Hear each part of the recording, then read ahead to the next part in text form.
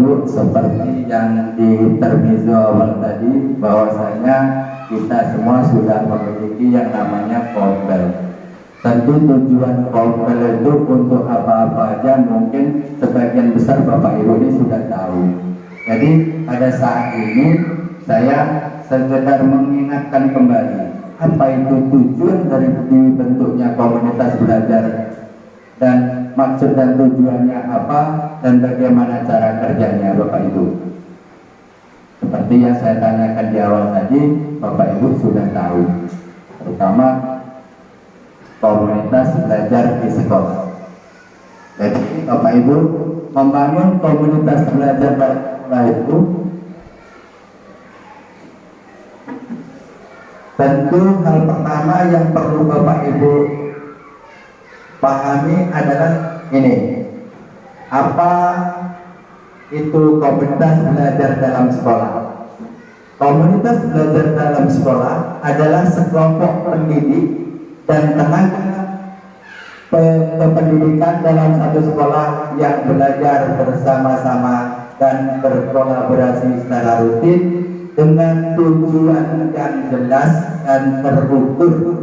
Jadi tidak hanya pendidik saja, kependidikan juga bekerja bersama-sama, berkolaborasi secara rutin dengan tujuannya jelas dan teratur untuk meningkatkan ini pembelajaran. Untuk apa meningkatkan pembelajaran? Yaitu yang diharapkan dapat berdampak pada hasil belajar peserta didik ini. Ya, itu arti daripada komunitas belajar Bapak Ibu. Apalagi di sekolah kita ada guru penggerak kita, sudah selesai, itu ilmu-ilmu yang beliau peroleh dapat kita ambil bersama-sama dan kita manfaatkan dalam komunitas belajar kita, sehingga tujuan dari komunitas belajar itu tadi dapat tercapai. Kemudian Bapak Ibu, selanjutnya ini, apa tujuan dari komunitas belajar dalam sekolah? Tentu sesuatu yang kita buat memiliki tujuan. Ya kan Bapak Ibu? Misalkan Bapak Ibu dari pagi tadi pamitan sama suaminya menuju mulai dari berhias, kemudian naik motor, punya tujuan tidak? Tujuannya kemana? Ke sekolah. Tentu komunitas belajar begitu juga memiliki tujuan. Apa itu tujuan dari komunitas belajar di sekolah? Nah ini Bapak Ibu perlu kita ketahui bersama, bahwasanya tujuan daripada komunitas belajar dalam sekolah adalah ini: sekelompok pendidik dan tenaga kependidikan dalam satu sekolah yang belajar bersama-sama dan berkolaborasi secara rutin dengan tujuan yang jelas dan terukur untuk meningkatkan kualitas pembelajaran sehingga berdampak pada hasil belajar peserta didik. Ya Bapak Ibu, jadi dan Bapak Ibu semua sudah tahu tujuan. Karena kalau kita dalam melakukan sesuatu mempunyai tujuan yang jelas, maka kita bisa dengan rutin mengikutinya sehingga hasil yang kita harapkan itu dapat tercapai. Dan selanjutnya Bapak Ibu, ini timbul pertanyaan lagi, mengapa komunitas belajar dalam sekolah itu sangat penting? Mungkin Bapak Ibu bertanya-tanya dalam hati ketika kita sama-sama membentuk komunitas belajar, mengapa komunitas belajar dalam sekolah sangat penting? Tentu ada semacam pertanyaan begitu. Jadi komunitas belajar dalam sekolah itu sangat penting karena ini Bapak Ibu, komunitas belajar itu menjadi wadah untuk merealisasikan terjadinya kolaborasi antara pendidik ini tadi. Jadi semua pendidik ini kan kelebihannya berbeda-beda. Mungkin Ibu Saripah punya skill di bidang ini, kemudian Bu Munasri punya sub skillnya di bidang ini, maka bisa disatukan dalam komunitas belajar ini untuk saling berbagi, untuk merealisasikan terjadinya kolaborasi ini tadi.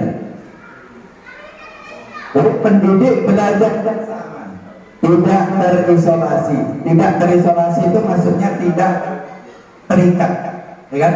Tidak terisolasi. Bu Mary ada di bidang manajemen kelasnya, mungkin tidak terisolasi di manajemen kelas itu aja, bisa berkolaborasi dengan rekan sejawatnya. Jadi pendidik bersepakat tentang standar umum seperti pembelajaran yang efektif, rubrik atau indikator penilaian.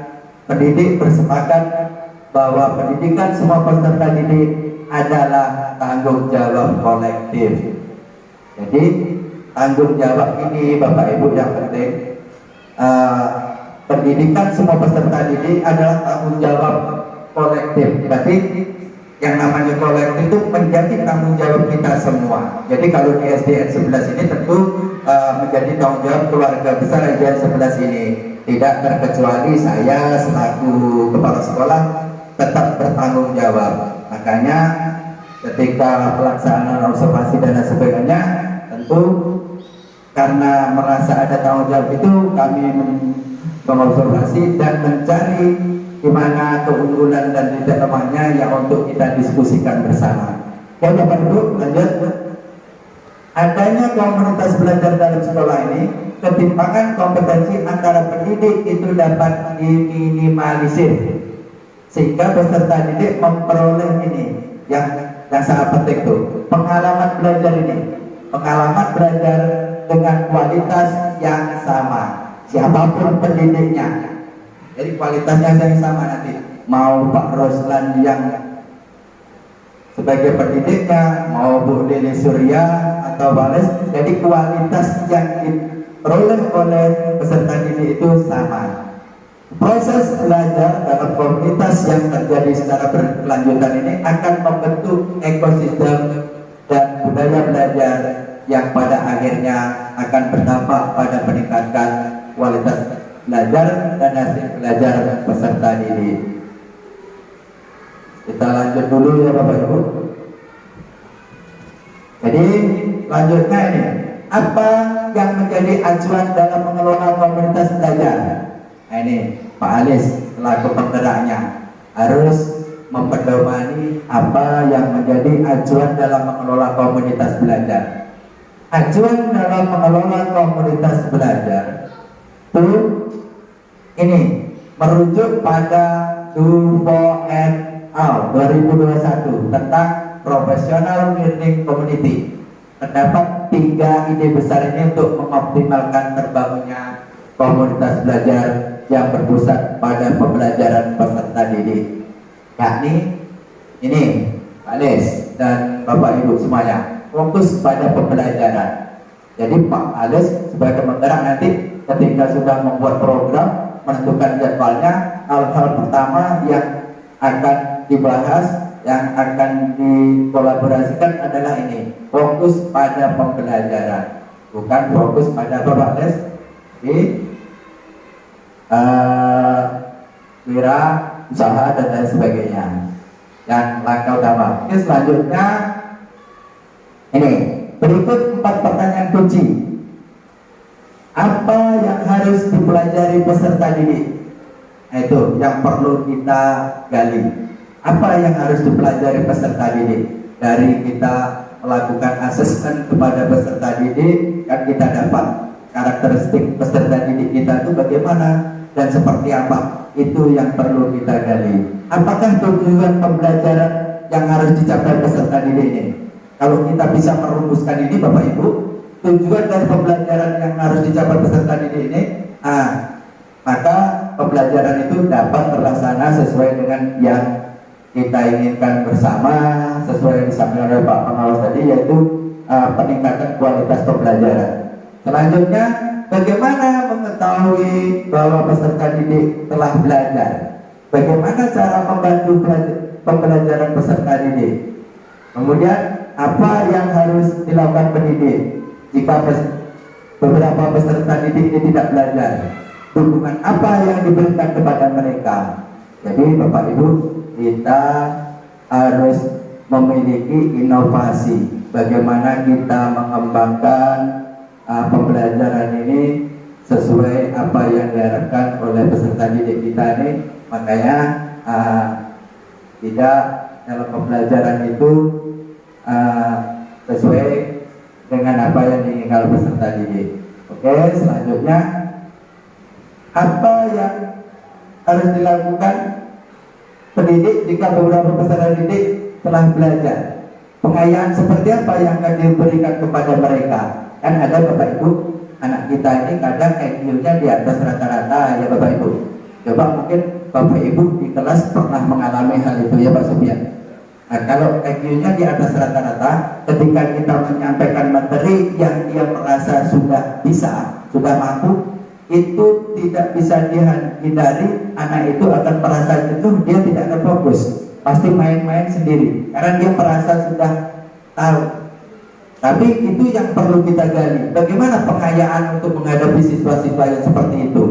Itu bisa kita kolaborasikan di dalam komunitas belajar, bagaimana membuat pengayaan itu. Selanjutnya Bapak Ibu, membudayakan kolaborasi dan tanggung jawab kolektif. Pendidik perlu membangun budaya kolaboratif untuk bekerja sama dan memiliki tanggung jawab kolektif demi membantu peserta didik mengoptimalkan proses belajarnya. Kemudian yang ketiga ini kan ada acuannya tadi ya Pak Ades. Yang ketiga ini Pak Ades, acuan daripada pelaksanaan tadi, berorientasi pada hasil belajar peserta didik. Menggeser fokus dari mengajar menjadi belajar. Kita tinggalkan paradigma yang kita biasanya dianggap sebagai kalau guru itu mengajar. Kita rubah paradigma itu sekarang. Kita geser fokus itu dari mengajar menjadi belajar. Dengan begitu diharapkan membantu pendidik agar tidak memastikan bahwa ia telah mengajar, tetapi juga memastikan peserta didik itu belajar. Jadi kalau mengajar Bapak Ibu sampaikan aja materi tap. Tapi kita harus bisa memastikan juga peserta didik itu apakah belajar. Nah, bagaimana kita mengupayakan itu supaya hal-hal ini dapat terlaksana.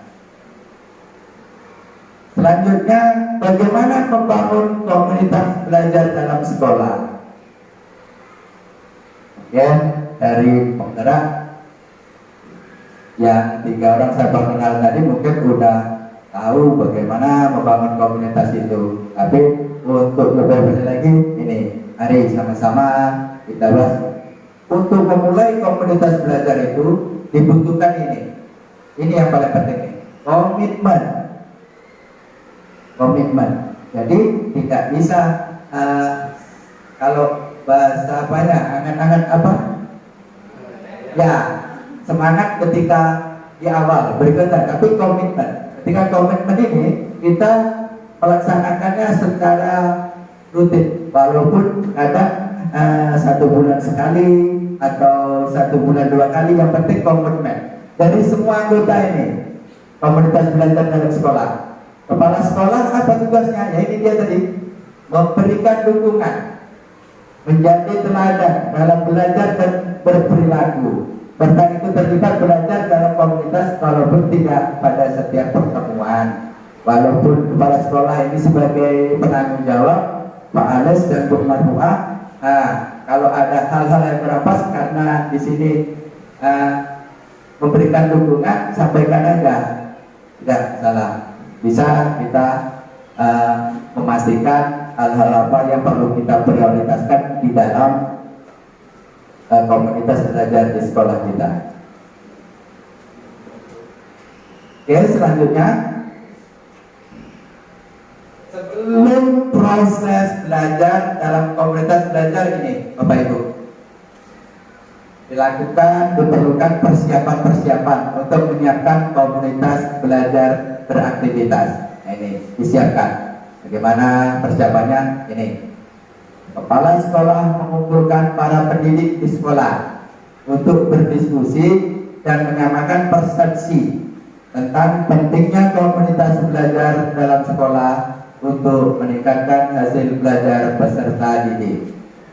Kemudian pendidik di dalam setiap komunitas belajar dalam sekolah menyepakati norma komunitas belajar. Kemudian menentukan tujuan yang ingin dicapai bersama dalam kurun waktu tertentu. Jadi tidak bisa instan. Ya, jadi tujuan itu yang ingin dicapai bersama itu kita tentukan dalam kurun waktu tertentu. Selanjutnya menyusun agenda ini, agenda dan jadwal.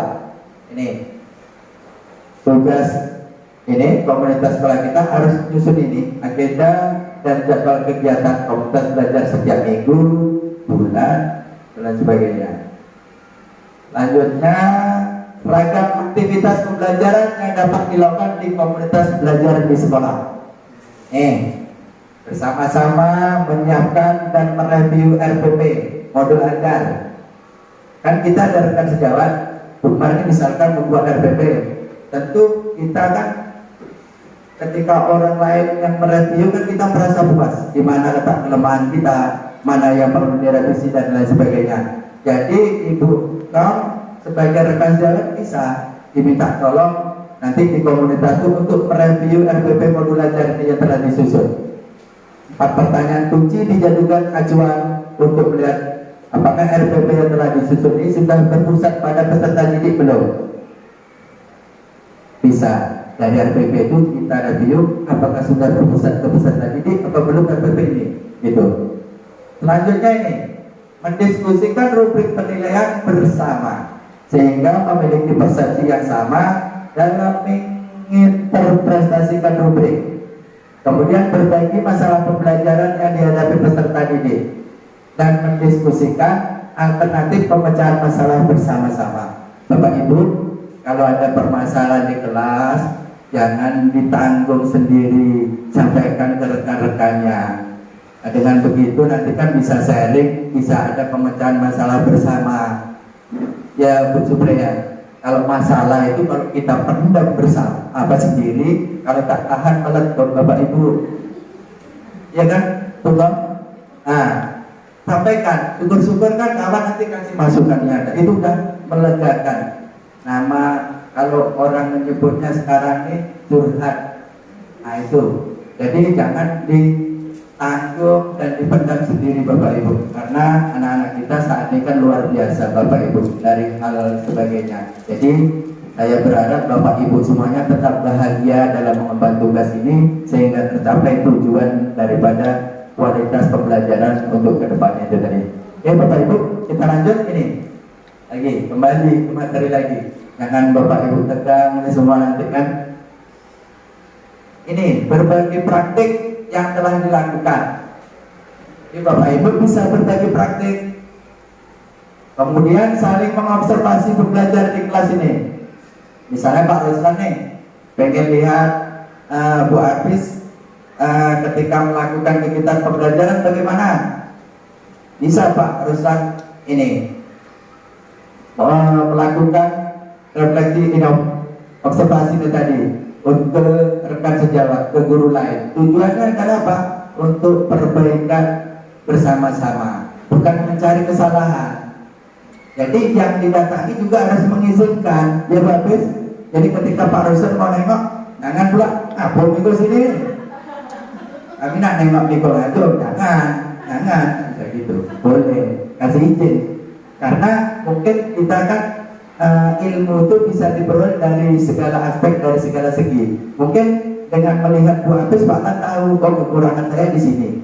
Saya belajar, dari melihat itu kita tahu Bu Apis melakukan ini, maka saya harus melakukan ini. Itu banyak hal sekali. Jadi lanjut lagi Bapak Ibu. Terima kasih sudah mau mendengarkan, dan kira-kira mungkin dari pemaparan ini mungkin penyampaian saya kan sekilas saja, tapi setidak-tidaknya saya berharap ada gambaran dan juga hal-hal yang bisa Bapak Ibu ambil. Nah, jadi ini Pak Was izin memasukkan foto Pak Was di sini tanpa izin.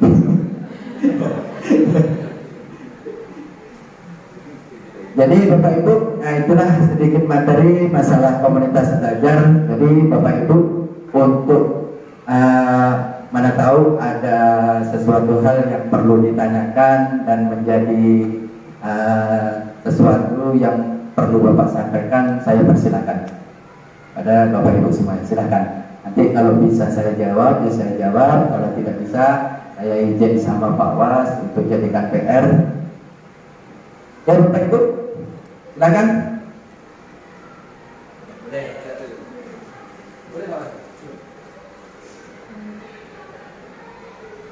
Assalamualaikum warahmatullahi wabarakatuh. Untuk Bapak Koresponden izin bertanya ya Pak. Dari penjelasan Bapak tadi ada yang belum begitu saya tentang acuan satu fokus pada pembelajaran, itu yang sedikit belum saya pahami. Mohon untuk Bapak mengulang kembali. Terima kasih. Terima kasih Ibu Saripah, pertanyaannya bagus sekali. Fokus pada pembelajaran. Jadi karena kaitannya ini adalah masalah komunitas belajar, jadi acuan utama yang menjadi target daripada ini tadi, yang penggerak dan anggota tadi untuk membuat program tadi, hal-hal yang perlu kita bahas itu tadi, salah satunya adalah itu tadi, fokus dengan pembelajaran. Maksudnya yang kita bahas fokus dengan pembelajaran itu hal-hal yang terkait dengan pembelajaran yang ada di sekolah. Jadi tidak membahas misalkan bagaimana kita ini mendapatkan ini sesuatu hal yang di luar itu tadi. Maksudnya di komunitas itu Bu, misalkan kita bahas tentang persiapan apa-apa dan lain sebagainya, tapi kita bahasnya di pembelajaran itu tadi. Misalkan bagaimana merancang modul belajar yang tepat sasaran dengan karakteristik siswa kita, bagaimana membuat metode pembelajaran yang sesuai dengan karakteristik siswa kita. Itulah yang maksud daripada fokus kepada pembelajaran itu tadi. Jadi yang dibahas itu bukan hal-hal yang di luar itu. Bisa dimengerti dan dipahami Bu Saripah, atau ada tambahan dari Bapak Ibu yang lainnya mungkin punya pendapat yang berbeda dari saya, boleh Bapak Ibu, silakan. Siapa? Ada? Bisa diterima Bu Saripah? Alhamdulillah. Selanjutnya Bapak Ibu, ada Bu Mary? Oh ada, silakan. Sejahtera buat kita semua. Saya bukan mau bertanya sama Bapak. Cuma yang saya kutip dari hari ini yang enak lah, bahwa seorang guru itu bukan mengajar, tapi memang harus belajar. Memang betul Pak. Ketika Bapak bilang itu saya merasa contoh dalam segi hal IPAS lah, IPAS atau IPS. Memang sekarang contoh negara ASEAN cuma 10 lagi. Kalau kita tidak update, kita salah menyampaikan sama siswa. Negara ASEAN sekarang sudah 11. Kemudian negara-negara ASEAN ibu kotanya sudah ada yang ganti dan yang lainnya, bahkan negara Sydney pun ketika saya lihat sudah berganti negara nama ibu kotanya. Memang ketika Bapak bilang tadi seorang guru harus belajar itu. Jadi terima kasih buat penjelasan hari ini. Semoga komunitas belajar kita ke depannya semakin maju. Terima kasih Bu Mary. Bolehlah sekali lagi kita kasih aplaus untuk Bu Mary lah ya. Ya, tepat sekali Bapak Ibu. Karena paradigma pendidikan saat ini sudah jauh berbeda dengan yang dulu Bapak Ibu. Kalau kita stagnan di tempat atau tidak mau belajar, maka kita akan tertinggal. Anak-anak kita aja Bapak Ibu sekarang sudah luar biasa. Di umur 2 tahun itu ya udah bisa buka YouTube dan lain sebagainya. Maka padahal anak-anak itu belum bisa belum bisa baca dan lain sebagainya. Anak saya sendiri Bapak Ibu yang kecil, walaupun kemarin kan lambat jalan juga itu. Ketika umur 2 tahun, sekarang begitu bangun udah cari HP, udah bisa buka-buka dan sebagainya. Maka Bapak Ibu, untuk belajar itu yang jelas tidak ada batasannya. tidak ada batasan usia dan lain sebagainya. Selagi kita ada kemauan, ya pasti ada jalan untuk mendapatkan itu. Tapi kan kita tidak bisa melihat harus sama kita ini dengan yang lainnya. Setidaknya kita mau berbuat, mau melakukan hal-hal positif, mau melakukan upaya-upaya untuk hal-hal yang positif. Tapi itu tadi saran saya, jangan kita memaksakan diri saya harus bisa seperti si A itu, karena setiap manusia itu kemampuan dan hal sebagainya berbeda-beda. Tetapi kita harus belajar secara perlahan-lahan. Jadi itulah. Terima kasih dari Bapak Ibu semuanya. Kalau masih ada lagi tambahan pertanyaan atau masukan-masukannya, masih kita izinkan, dan monggo silakan dari Bapak Ibu. Siapa? Oh ini Ketua Penggerak Pembel kita. Assalamualaikum warahmatullahi wabarakatuh. Laila, ini saya ingin bertanya kepada Pak Baswala terkait materi yang tadi sampaikan. Pertama, saya ingin bertanya dalam melaksanakan praktek belajar di kelas ini, tentunya berorientasi pada murid tadi.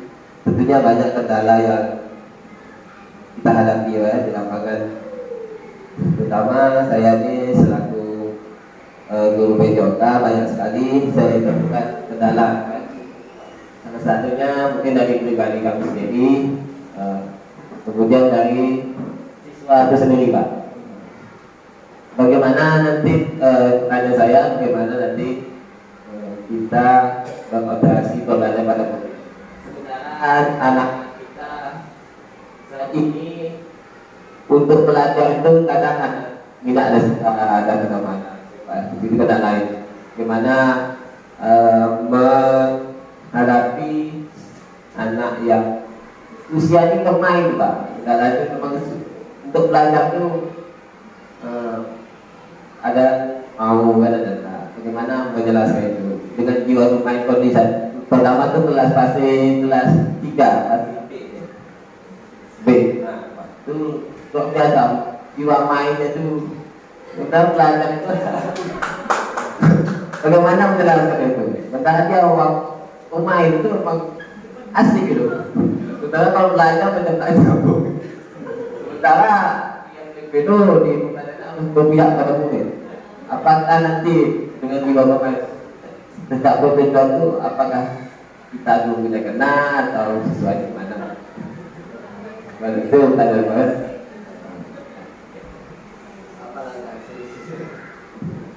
Terima kasih Pak Des pertanyaannya. Jadi masalah tadi ini Pak Des di karakteristik siswa, ya kan? Karakteristik siswa itu kan ada di usia-usia tertentu, anak ini di masa-masa tertentu. Ada, makanya di kurikulum Merdeka itu dibagi ke fase-fase, fase A, fase B, ya kan? Makanya Pak Des di berapa tahun kebelakangan ini kan ada yang namanya ini transisi dari PAUD ke SD, ya kan? Lama ini kan tidak ada kegiatan MPLS dan lain sebagainya, karena untuk mengantisipasi terjadinya fase-fase itu tadi. Karena anak itu ada kadang di masa pertumbuhan, kemudian di masa bermain. Ketika di masa bermain itu ya memang dia bermain. Makanya itulah gunanya komunitas belajar ini. Kita pecahkan bersama. Ya bagaimana metode-metode yang tepat kita laksanakan untuk menghadapi anak-anak yang berada di fase tersebut, ya kan? Jadi tentu kalau di fase bermain, ya supaya kita tetap di dalam pembelajaran tadi, ya kita masukkan cara metode pembelajaran kita dengan cara bermain itu bagaimana, tetapi kita masukkan tujuan dari pembelajaran itu supaya tetap tercapai. Kan saat ini kita sudah bebas, Bapak Ibu. Maksudnya bebasnya itu belajar tidak harus seperti yang dahulu-dahulu kita berada di dalam kelas, duduk, kemudian Sedangkan itu kadang kan anak ini kan berbeda-beda. Ada yang anaknya suka berada di luar dan sebagainya. Pada intinya yang penting kita tidak lari dari tujuan pembelajaran itu, Pak Des. Itulah kita bahas nanti. Mungkin ada dari Bu Atet punya pengalaman anak yang suka bermain ini, kita bawa, kita bikin langkah-langkah pembelajaran begini supaya anak ini nanti tertarik dengan pembelajaran itu, ya Pak Des. Kalau kita, itulah makanya dibutuhkan inovasi tadi, seperti yang Bapak sampaikan tadi, inovasi dari seorang guru ini tadi. Jadi guru saat ini memang luar biasa, harus memiliki inovasi dan cara yang sangat luar biasa juga, karena kita mengikuti itu karakteristik dari. Makanya di awal kita masuk semester ada yang namanya asesmen awal. Itulah kita melakukan asesmen terhadap siswa ini, karakteristik siswa ini bagaimana. Apalagi saat ini sudah ada yang lebih ngetranya lagi, pembelajaran berdiferensiasi, ya, berdiferensiasi itu berdasarkan bakatnya anak-anak masing-masing. Ada semacam pengelompokan. Saya rasa itu Pak Les, apakah sudah dapat mencerahkan Pak Les? Bagaimana? Terima kasih. Jadi tambahan sedikit bisa nanti di komunitas belajar sekolah nanti bisa Pak Anies masukkan bagaimana untuk menghadapi siswa-siswanya yang bagaimana. Itu tadi kan sesuai dengan ini tadi, ya, Bapak Ibu. Jadi baiklah Bapak Ibu, alhamdulillah kegiatan kita pada pagi hari ini dapat terlaksana, dan saya berharap kegiatan kita pada pagi hari dapat memotivasi Bapak Ibu kembali untuk dapat melaksanakan tugas dan tanggung jawab Bapak Ibu sebagai pendidik tentunya. Karena ketika Bapak Ibu sudah membulatkan tekad dan niatnya untuk menjadi seorang pendidik, maka Bapak Ibu harus ikhlas menjalankan kewajiban ini. Pokoknya Bapak Ibu ikhlas saja, serahkan segala sesuatunya kepada Tuhan. Pasti akan ada jalan terbaik buat Bapak Ibu semua. Dari saya pada kesempatan ini tentu selain mengucapkan ribuan terima kasih kepada Pak Was selaku tim kerja daripada Dinas Pendidikan, saya juga mengucapkan ribuan terima kasih kepada Bapak Ibu semua atas dukungan dan partisipasinya untuk mengikuti kegiatan ini dari awal sampai akhir. Sekali lagi terima kasih, dan saya mohon maaf jika dalam penyampaian saya ada yang kurang pas dan Bapak Ibu semuanya belum puas. Saya mohon maaf yang sebesar-besarnya. Billahi taufiq wal hidayah. Wassalamualaikum warahmatullahi wabarakatuh.